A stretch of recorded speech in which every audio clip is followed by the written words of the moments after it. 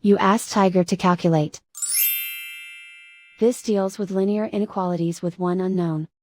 The final result is r equal or greater than 3. Let's solve it step by step. Group all constants on the right side of the inequality. Subtract 1 from both sides.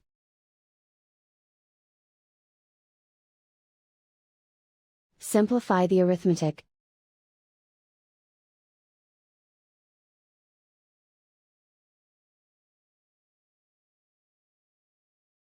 Isolate the r.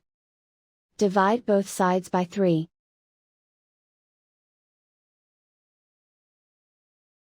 Simplify the fraction.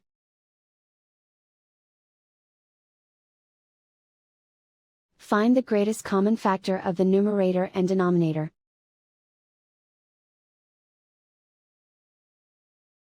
Factor out and cancel the greatest common factor.